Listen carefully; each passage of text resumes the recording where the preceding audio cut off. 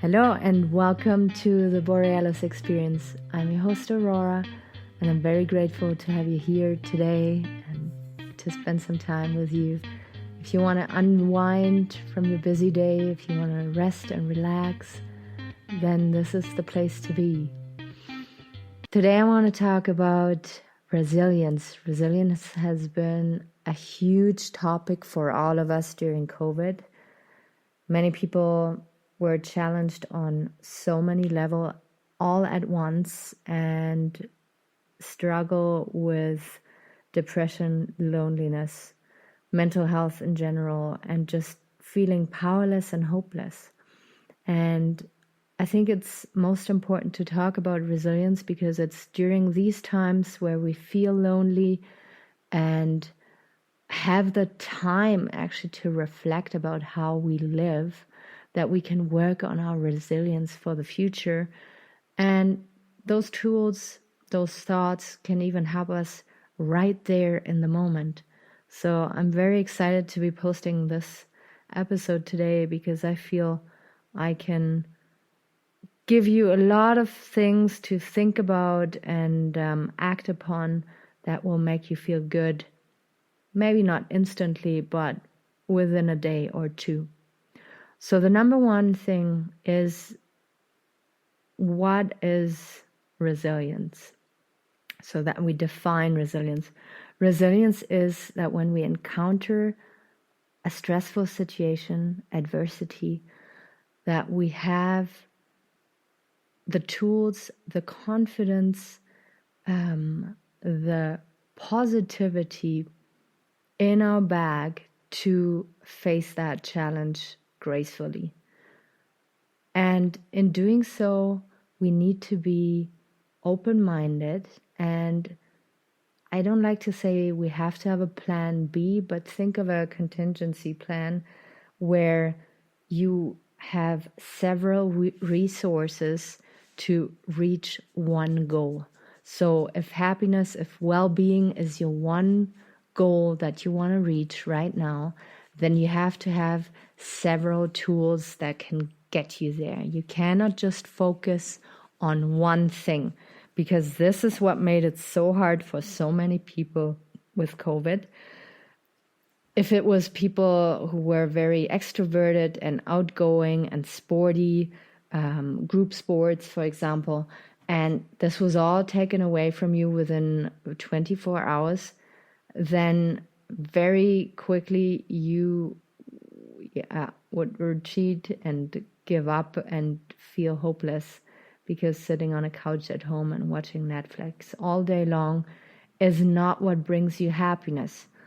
But we have to have that plan B to be more resilient. So if you are a very sporty person and only focus on that, this is awesome and remarkable.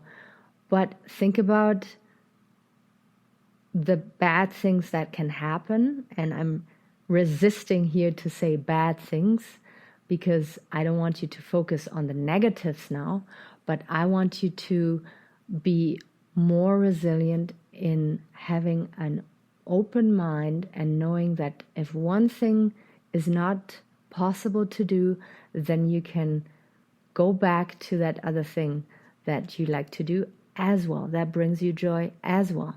So as a sports person, maybe you can discover that you're very crafty and that you love to paint, and it brings you so much joy. It stimulates your creative side of the brain, and it is okay then to not go out and be sporty, but to paint instead. And this is just a very simplified example, but I think you know what I mean. When it comes to relationships, you cannot just focus on one person. You can't get everything from one person. It is not possible. You'd be overwhelming that person. And for a lot of couples who are stuck in an apartment now, I can see that happening, because the one person is maybe very clingy, the other person needs more space, and you can't really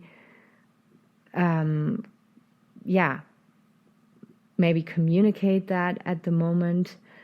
because you've never been caught in an apartment, and then the fighting starts and the discontentment.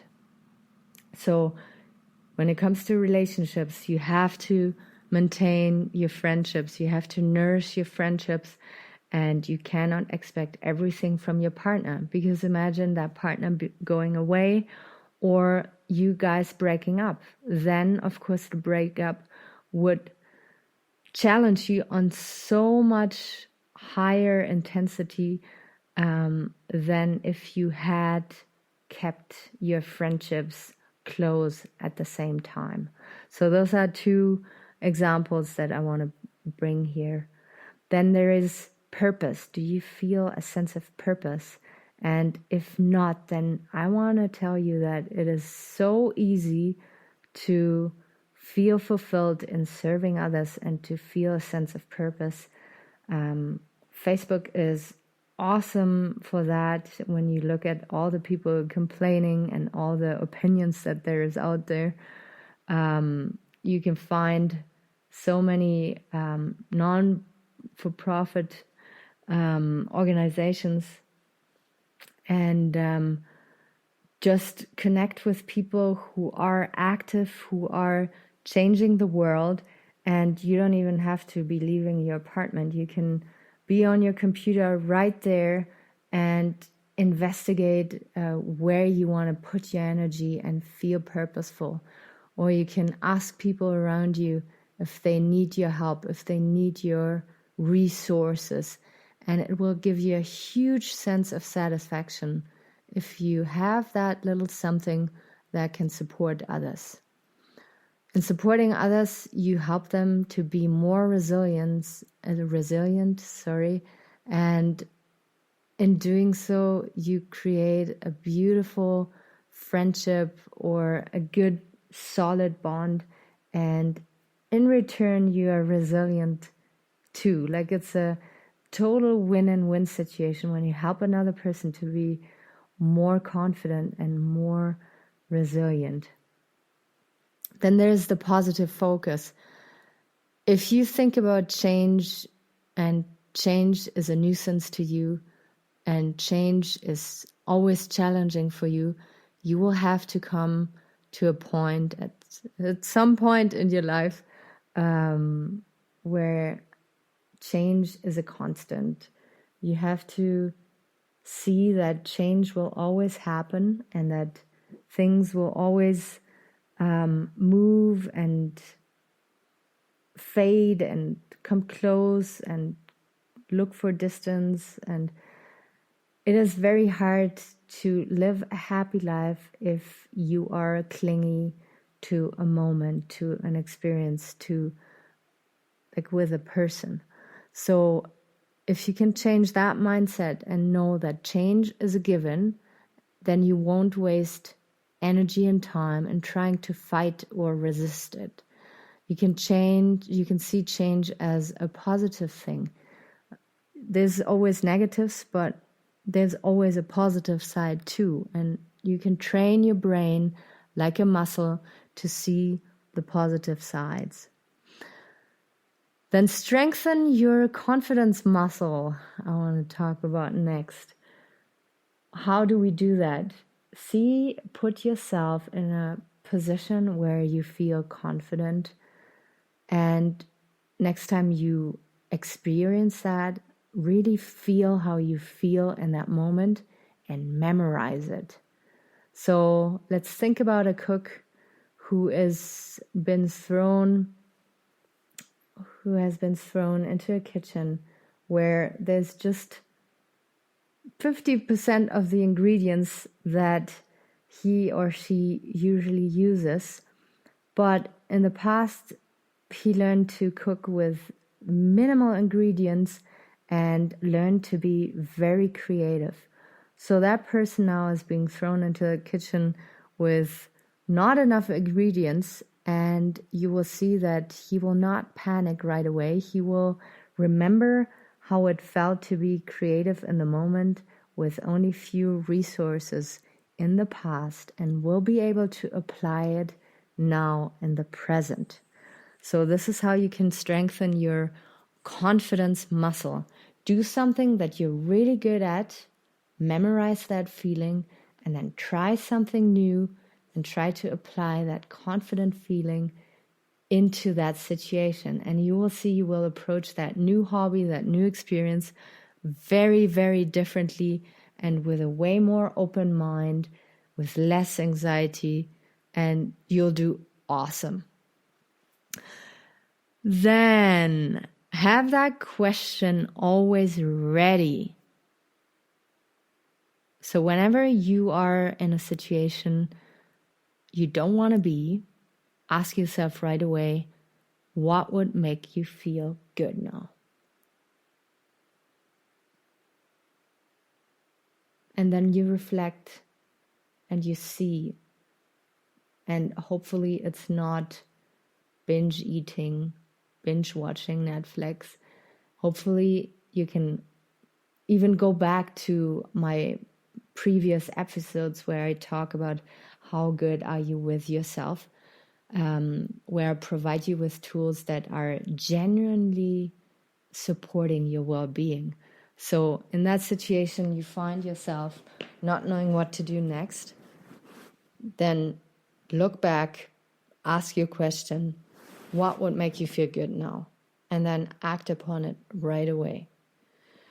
It is very individual for everybody, like very different. So for one person, meeting up with people is energizing and awesome.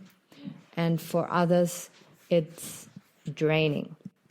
Then we have the super sporty people who use sport to, get rid of that stuck energy, and movement just helps them greatly to feel good about themselves. And then we have people who'd rather be meditating or sitting at home on a couch and just reflecting and resting and maybe massaging their feet.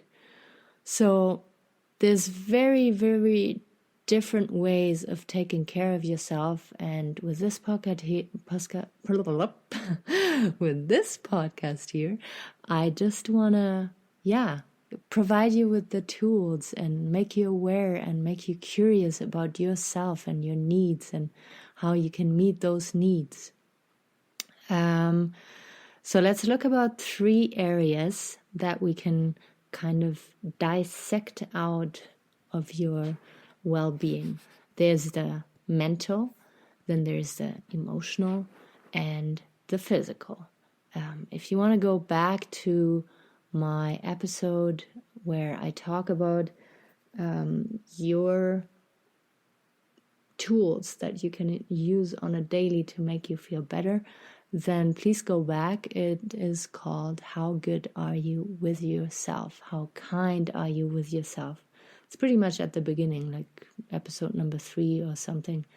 And there you can pick out what is best for you, what makes you feel good. So that question, what would make you feel good now, is the one that I want you to take home today. So we have the mental, the physical, and the emotional. And when it comes to the mental, we have some people who love to plan and have like a sense of control and structure. They absolutely love that and can go to bed relaxed at night. And then there's people who love to live in the moment and let things happen, and spontaneous is their thing to go. To support yourself mentally, a big thing is also to ask for support. Ask someone who is professional in the area that you struggle with. There's no shame in it. I feel that our society is drifting more and more into you having to be independent and individualist. But we are a social species. We highly depend on each other. And asking for support is a beautiful thing, which can help your mental health and your mental resilience in a situation that is uncomfortable. And it can be a counselor, it can be an architect, it can be a teacher, it can be any person who is a professional in the area that you're struggling with. When it comes to the physical, take action and look at your lifestyle. Your lifestyle is highly influencing your well-being. I talked about it, about your food and water intake and the way, like how we do those daily rituals, let's call them, highly influences how resilient you are in stressful situations.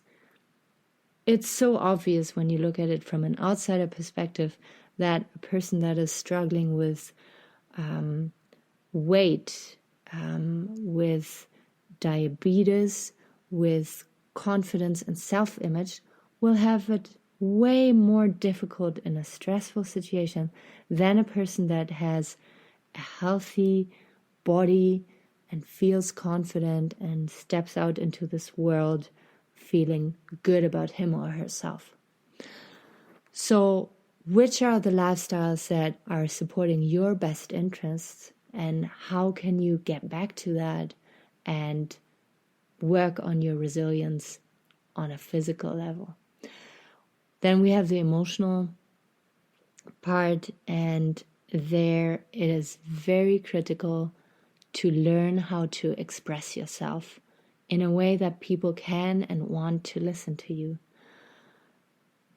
I talked about it earlier, about aggression and how aggression is not the way to bring a point to the table, is not a way you can bring people to listen to you. So if you are in a situation where you struggle, it is very important to learn how the other person will receive your message and then adapt and express yourself in a way that the other person will receive it well and support you. And then listen to your inner truth and really ask yourself, what is the best for me to do here? Do I just have to leave that situation? Do I just have to be patient? Do I just have to come to accept that change is a big part of life and will always be a constant? Is my inner truth fight or flight, or can I rest and relax and just wait and see? So, this was my episode about resilience. I hope I brought you some things to think about here and also feel good about, because you are in charge of your happiness and you have to look into yourself, what is best to you in a given situation. Sometimes we can't look at family and friends because they are so very different, and you can't be limited by beliefs of others. You have your own truth, and please follow that always at all times. I'm sending my love out to you. You were listening to the Borealis Experience. If you like that episode, please share, rate, or review, and we'll be meeting up very soon again. Have a good rest of your day. Bye-bye.